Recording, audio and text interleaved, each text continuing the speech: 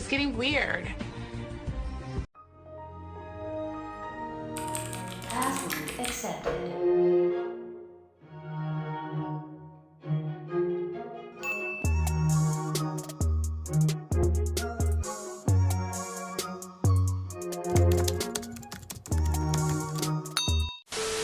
Hey guys, it's your girl Cameron and I'm back at it again with another video, my first video of 2023, and we are going to be doing something a little different.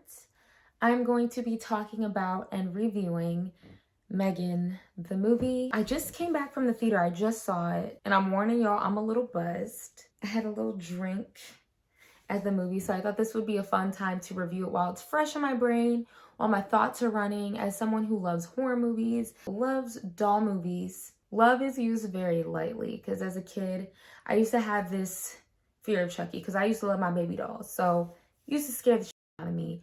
But I think it's fun to see how imaginative and how different Megan is, and it takes on this new life for a doll movie. So I wanted to talk about it.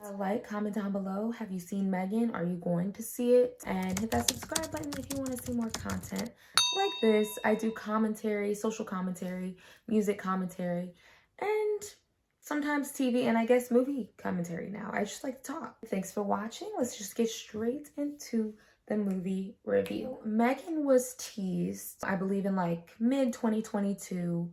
Twitter was raving about it. We got the dance scene, which I lived for, which is probably one of the main reasons why I wanted to see the movie. But in this movie, we have Megan, of course, is the robot.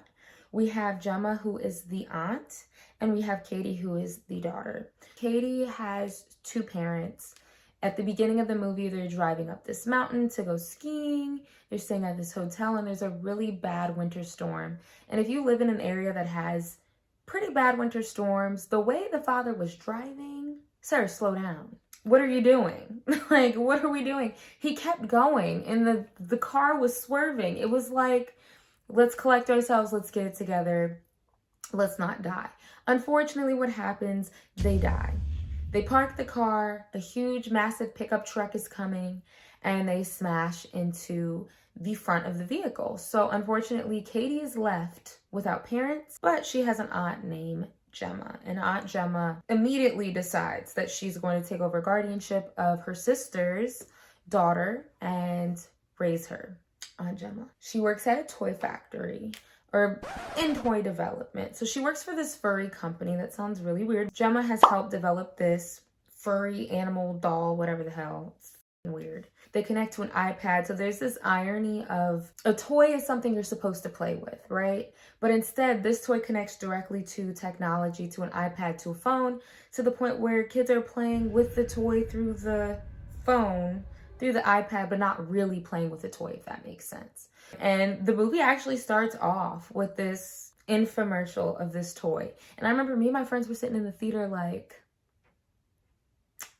are we in the right movie? You feel like you're watching like Disney XD or you're watching Nickelodeon and a toy commercial comes on. So Gemma is a developer at this company. Her boss wants to develop a prototype of the furry in a more simple and cheaper form because there is a competitor doll that is basically doing the exact same thing as their company, but is cheaper. She gets $100,000 from the company to develop this prototype, but instead, she somehow allocates that budget and uses it for a robot toy. I thought we were trying to make things more affordable. Now we're trying to make like $10,000 dolls. Make it make sense. So she's starting to develop this doll with two of her teammates. And initially they show the boss, David. His name is David Lynn. He is the CEO of the company. And the doll combusts. So that's a fail. At this point, we know the accident happens. Gemma is given custody of Katie and she's taking care of her. Obviously, Katie's going through this trauma, like she doesn't have her parents anymore. And she doesn't really know how to express it because she's a kid. Gemma's not really equipped with the tools and she's not really ready to be a parent, but she's really married to her career. Her career is everything. So she doesn't really do everything she can to make Katie feel comfortable, make her feel at home. Katie's given a therapist. Therapist notices some things and she says, hey, if you're not fit to do this, we can go send her off to her grandparents, which, you know, she doesn't really know much about her grandparents. So she's like, I don't think that's the best choice. Long story short, Gemma has this idea. She built this robot that is hand activated so you can control the motions through your hands. And she shows Katie. And Katie is obviously very intrigued by it. I think any kid would be intrigued by that, except for me. I was scared of everything. But a light bulb goes off and Gemma's like, I've been trying to develop this doll. I can make her a best friend. We go from A to Z, okay? Now, although she had all of these issues developing Megan in the first place, one thing about this movie is it's quite fast-paced. How do we go from this doll that completely combusts to you fully developing and fleshing out this whole doll? Now turning it around in the matter of, I don't know, a week, 2 weeks, I don't know. They were very vague with the timeline. And somehow Katie becomes the guinea pig, which I wasn't a fan of. I feel like it was a bit exploitative of her aunt to use her for this. You're getting a 2-for-1. Katie's getting this support and this excitement that she needs, but you're also getting a business deal out of it. So of course she develops it. She shows it to her boss, David. This is 21st century toy technology that has never been seen. Megan can be paired. So you put your hand on Megan and you can be paired to a child. So that's how that connection happens. And the way that Megan works is she reads and she learns emotional cues, physical cues from her owner. Megan's very intelligent. She can paint, she can draw, she can talk, she can hold conversations, very spontaneous conversations. So obviously it's very impressive. And like I said, I thought it was weird how it's like, you come up with this technology, but the first thing you think of is a toy. She writes this pitch because they have all of these people flying in to look at this technology, to potentially invest in the technology. You can see Katie starting to form a very real emotional attachment with this doll, which is extremely dangerous. And the therapist does mention that. She says, have you heard of attachment theory? Where when a huge loss, a significant loss happens in a child's life, they're going to attach onto the next primary caregiver or primary figure in their life. And it can be an unhealthy attachment, or it can obviously be a healthy attachment. But she notices the way that Katie is starting to attach to Megan is dangerous. And it's honestly a testament to this whole robot movement. We're starting to see more people experiment with robots, seeing how they can be implemented into society. And I think you really have to think about, are robots here to replace people? Are they here to aid? Are they here to help? And the way that Gemma wrote her pitch for Megan was, she's here to supplement your parenting. She's here to remind you of the little things so you don't have to. She can read her a bedtime story. She can teach her how to do math. Gemma's Partners makes a good point. Is Megan supposed to be a parent? Is she supposed to be a toy? And I think that's one huge marketing flaw that I don't think they really considered. Parents would give more of a pushback. We can implement some of these robotic features maybe in other aspects of life that can actually be useful, but creating emotional connections is a dangerous territory. So let's talk about the first time Megan gets violent. Is the next door neighbor and her badass dog, who clearly is a problem from the beginning of the movie. There's a point where Megan is brought home and she goes over to find one of Katie's darts that she was playing with in the yard. And obviously it's in the hole in the fence. And the vicious dog comes in, swoop, Megan goes to get it, and the dog attacks Megan. Cool, fine. But then the little girl goes and tries to save Megan, and the dog bites the little girl. So it becomes a whole situation. I'm here to protect Katie because that's her main duty, to protect her any way, emotionally and physically. And Megan takes that to the absolute extreme. So long story short, she kills the damn dog. Long story short, she kills the damn neighbor. And the neighbor, she didn't deserve to die, but I wasn't really feeling that bad about it. And at this point, Gemma didn't really connect the dots yet. She knew that there were weird little tics about Megan where she would like give her a look or say something a little aggressively. She was like, okay, that's weird. But she was not connecting the dots. So eventually we have to get Katie enrolled in school, and they go to like this outdoor, weird, free experimental school, whatever I don't know. But there's this mean ass little boy who is supposed to be Katie's partner, and they're supposed to go hunting through the woods. And he's an asshole. And obviously Megan picks up on that. So what does Megan do? She rips his earlobe off. Long story short, he rolls down a hill and gets hit by a car. I'm gonna have to be a Megan apologist in this situation. She didn't kill him. He rolled down the hill. He got hit by a car. It was an unfortunate series of events. But that's kind of when they started to pick up on the fact that there's something going on with Megan. This company has announced this huge discovery. They're going to do a live stream to the entire world. They're going to have people at the company headquarters to see Megan, to see a demonstration. And the night of, let's just say things get a little bit crazy. The creation team, so the team of 3, that Megan should not be launched. Megan needs to be stopped. The files are corrupt, so they can't even see any of the murders she's committed. It seems like she's pulling strings, and it's just too dangerous to show her. Gemma had to take Katie home because Katie has had several mental breakdowns. She was slapping people, threatening to stab somebody with scissors. She was going crazy because of Megan. She was emotionally attached, dangerously attached. This creepy ass doll. Let's start there. That doll is creepy. Megan's up in her little hanging, and the 2 other people who are working on her are stuck in a room with her, and they try to unplug her, shut her down so that this whole event will not be happening that night. What does she do? She hangs old boy, but she almost kills him. But my other girl, she comes through, she cuts the cord, and Megan just spares them. Then the very iconic scene. Around. And Ariel. And then she grabs her sword. Who does she murder? She murders the CEO. And she kills the guy in the elevator. People discover them in the elevator. Let's just say it wasn't good. Well, they didn't know she did it, but they discovered the dead people in the elevator. Long story short, because Megan can do fucking everything, she goes home and she confronts Gemma. This is where they get into a tit for tat. If she comes in this room, I'll rip your head right off your neck, I swear to God.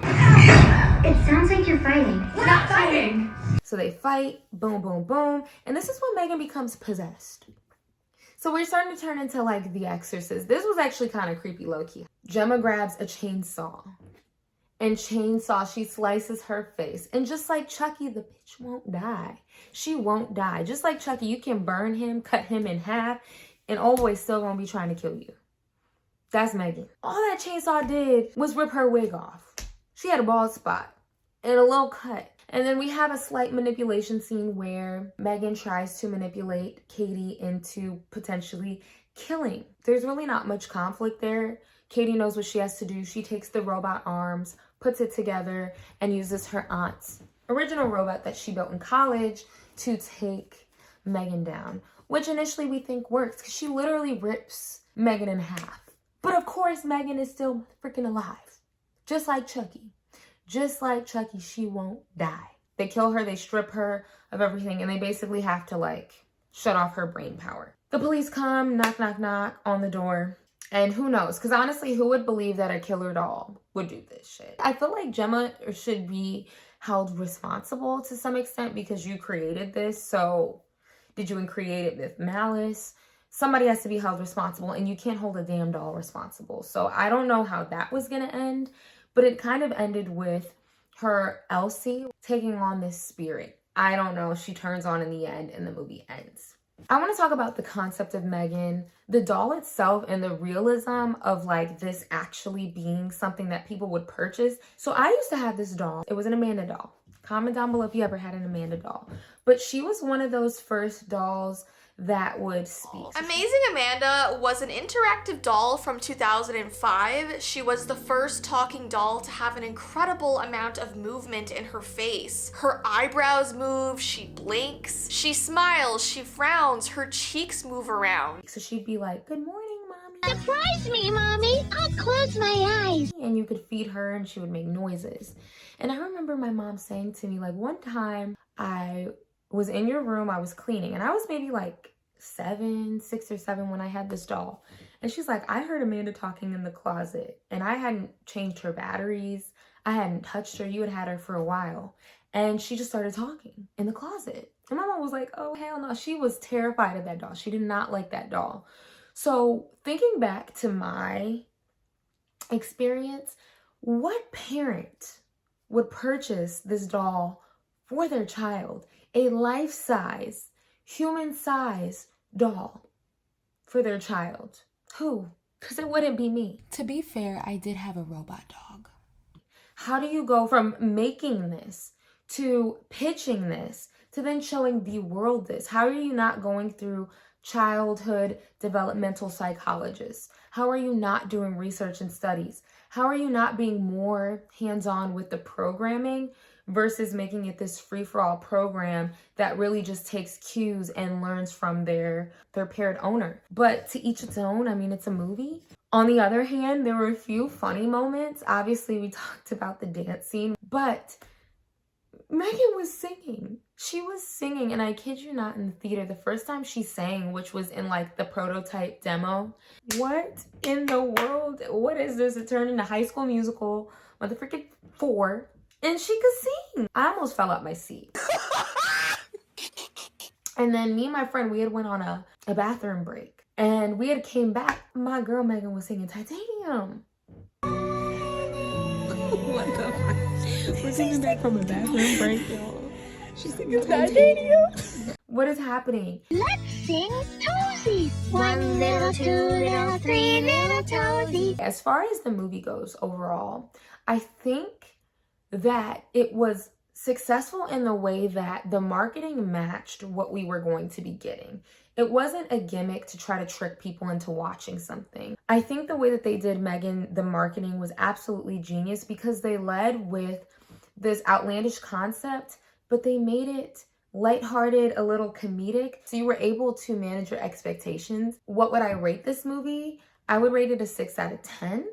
Not a bad 6. I would say it's a good 6. Only because I wouldn't watch it again. It felt very short. It felt like there were some holes to the plot. I think they could have made it, for something so dark and deep, starting off the movie, I mean, they die within the first 5 minutes. I think there could have been some more time taken to develop the story, to connect with the characters, to care about the characters. So would I recommend people see it? Why not? It's a fun watch. If you just want a fun movie night, something to laugh and kiki at, and, you know, have a little jump or two, it's cute. But if you're a horror fan, is this true horror? Absolutely not. So if you haven't seen Megan, you should go see it. Comment down below again. Have you seen Megan? What did you think of it? I've heard kind of mixed reviews. Subscribe down below if you'd like to see more commentary content like this. Thanks for watching, and I'll see you guys in my next video. Bye.